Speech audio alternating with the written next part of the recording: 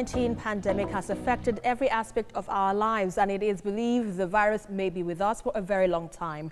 Well, scientists say by changing our habits and making choices that have less harmful effects on the environment, we have the power to confront the climate challenge and build a more sustainable world. I am Esther Omopariola. Now joining me to discuss the United Nations global call to climate action are some renowned environmentalists: Desmond Majekodunmi, Chairman, Lekki Urban Forest and Animal Shelter Initiative in Lagos. And from Abuja, I have Bode Oluwafemi of Environmental Rights Action. And also joining me is Engineer Joanna Maduka, Chairperson, Friends of the Environment. Good to have you all. So let's begin with you now, Desmond. COVID-19 has been linked to man's activities in his environment, and scientists say the virus will be with us for a very long time. Now, what are your thoughts on this, even as we contend with this public health crisis? Well, the reality is that nature has decided to fight back now. The scientists had warned us for many years, several decades, that if we continued these activities of destruction of habitat, destruction of ecosystem, terrorizing wildlife, we would unleash zoonotic pandemics. And that's exactly what has happened. We've had SARS, we've had Ebola, we've had AIDS, so now we have COVID. And if we continue doing this, we will unleash even worse pandemics. So nature is now saying, that's enough. You've damaged enough of my wonderful resources. I'm hitting back, and don't do any more. On top of that, the Secretary General of the United Nations himself has categorically stated that the point of no return is no longer in the horizon, it is hurtling towards us. Based on what the International Panel for Climate Change has said, the World Meteorological Organization has said, we have caused too much damage and we're still continuing to do it, and there is a tipping point which we are approaching fast. So we better listen to the alarm that is being blown by nature, or we shall all regret it. Okay, let's quickly take that to you now, Bode. Now, I'm asking, how does climate change affect infectious disease patterns, and how much of this can climate change really cause? As we all know, this is a most devastating year in public health. The COVID-19 experience is something that has shaken the world to its foundation. And the question has always been, how did this all started?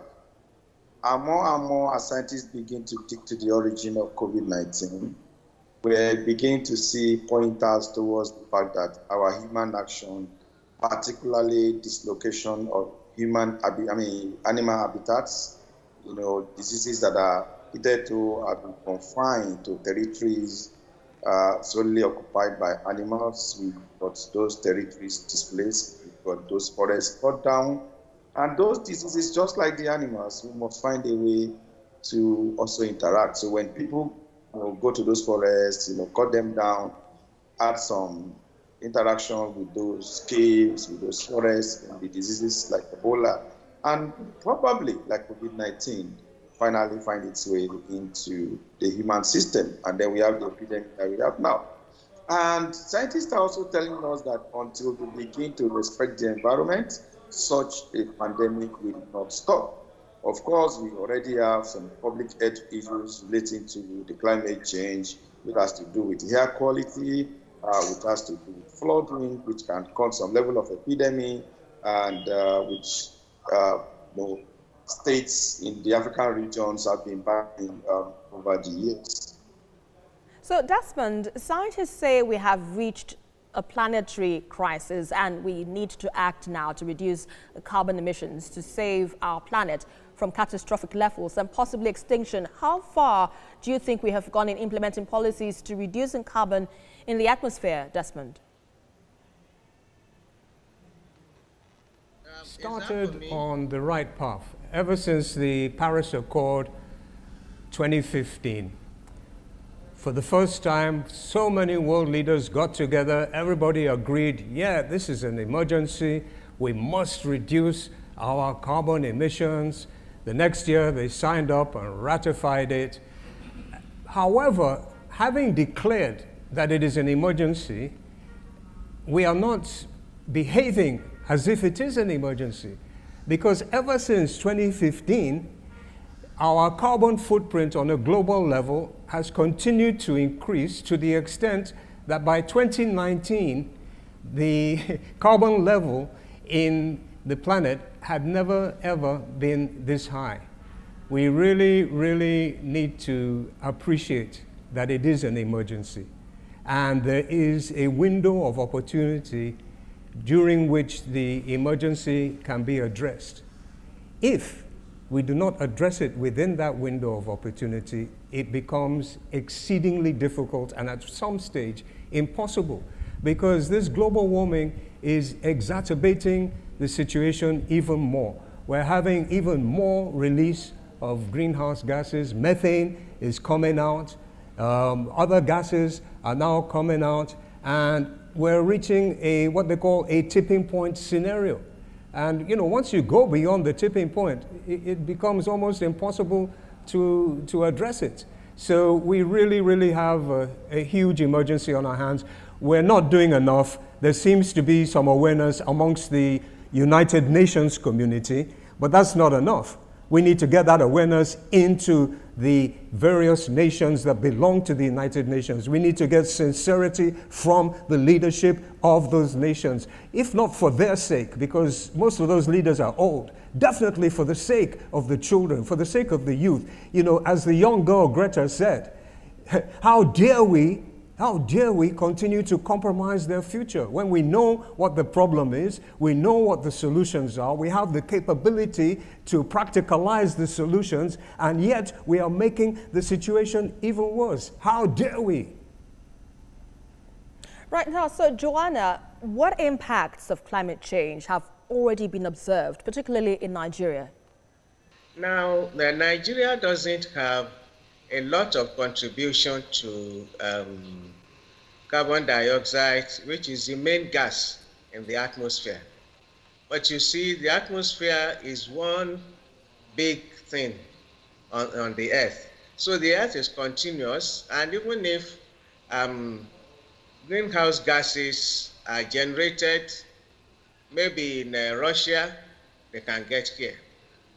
So because we don't have a lot of industries that will generate greenhouse gases, we don't, so we don't really have much percentage-wise.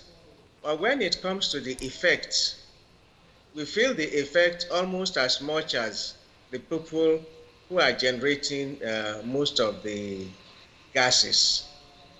Let's say, even for power, in a place like China and so on, more than 50% of the energy is generated from coal, which gives out a lot of pollution, a lot of carbon dioxide.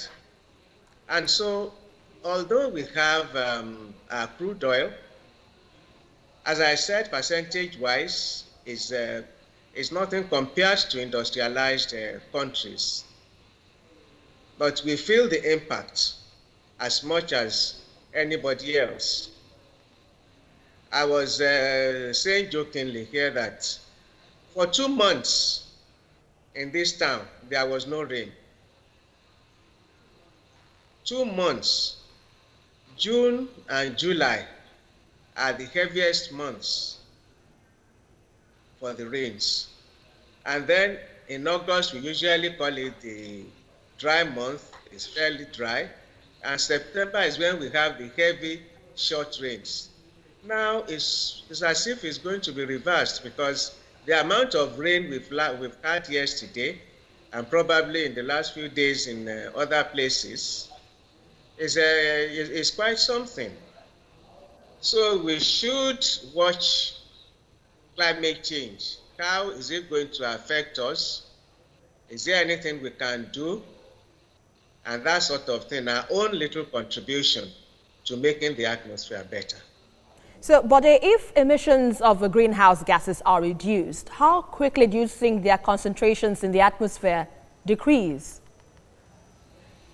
So what I'm even saying is that, unfortunately, we're not even on that track to reduce the emissions. And that's where we're saying we are at a global emergency on climate change. During the lockdown, there was the belief that we might have some, reduction in emission to the atmosphere. But in the current report released by the United Nations, a report by multi-agency organizations led by the World Meteorological Organization, we find out that we are still heading towards a 5-year record high on emission into the atmosphere, and that we're in no way, heading towards keeping global temperature reduced below 20 degrees centigrade or 1.5 degrees centigrade in accordance with the Paris Agreement. And what we need to do is still urgent action to import this into.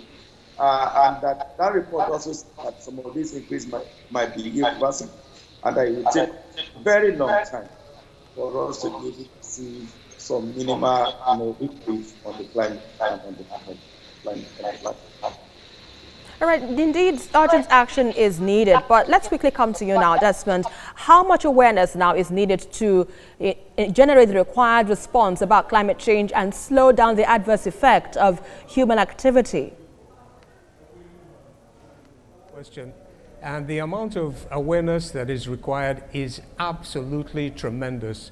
As I referred to earlier, 2015, we said, hey, we're going to reduce the carbon footprint. We never did it. 2019, it went right up, higher than it's ever been, which is an indication that the awareness is not there. And let's face it, every action starts from the mind. It starts with thinking. So it's now up to the media organizations. They have an extremely important role to play. And some of them, like your wonderful organization, have really been blowing that trumpet quite loud. We need to have a lot more of that. We need to have a lot more of the social media. We need to let it penetrate even into the education systems on a large scale.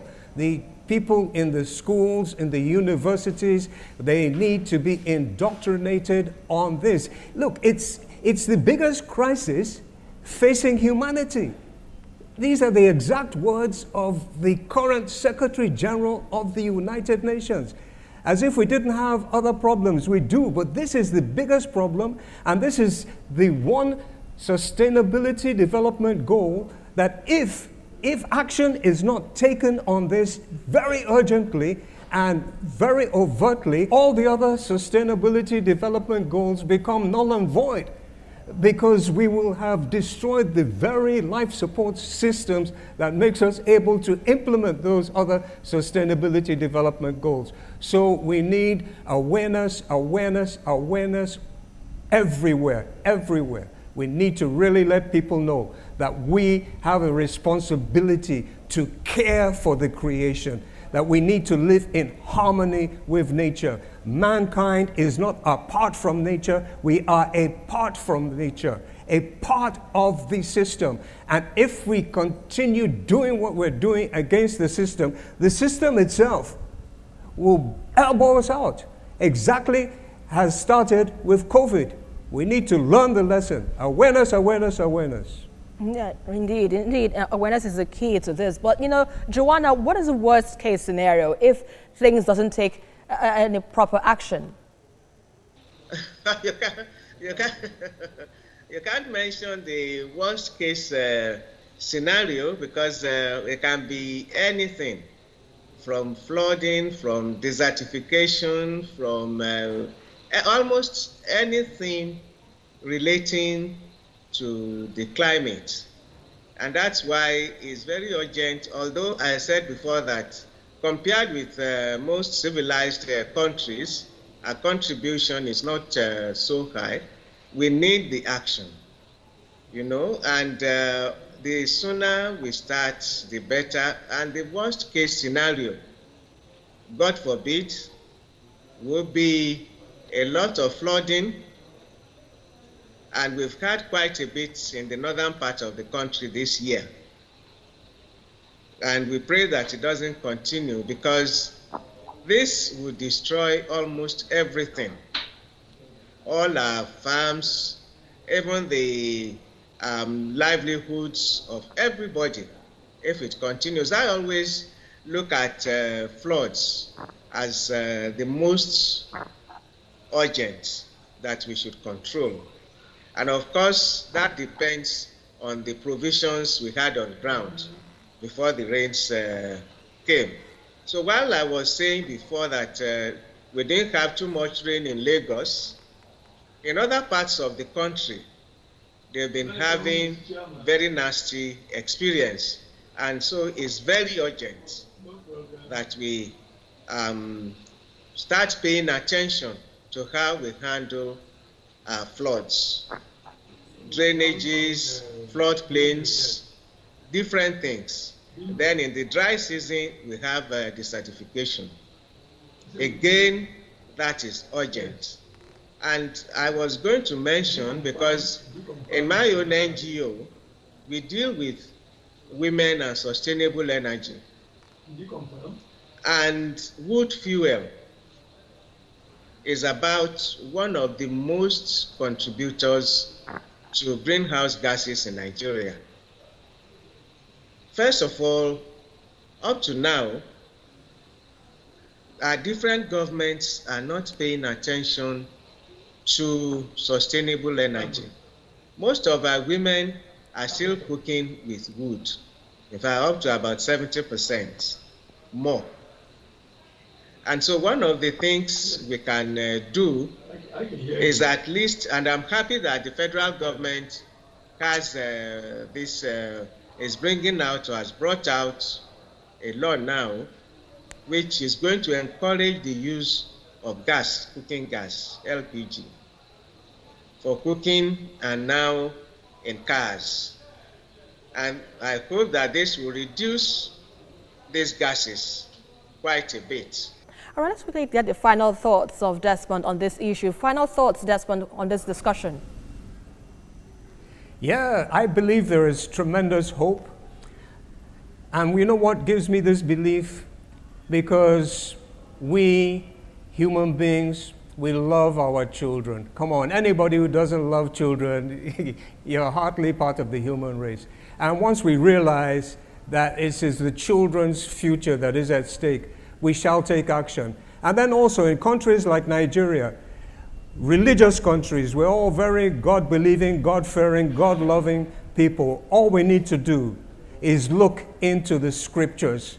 It is there in all the major religions. There's no iota of doubt. The Creator says His creation is very good, and we are put here to care for His creation, and we're supposed to love Him. So if we love our God, we must care for His creation. This gives me hope, because in Nigeria, we love our God. And on that final note, I'd like to thank you all for being a part of it. We sincerely hope that the pointers raised in this discussion will cause necessary actions to protect and, of course, preserve this place we call home. I'd like to thank you all for being a part of this. Desmond Majekodunmi, Bode Oluwafemi, and engineer Joanna Maduka. We appreciate your insights so far. I'm Esther Omopariola. Thank you for watching.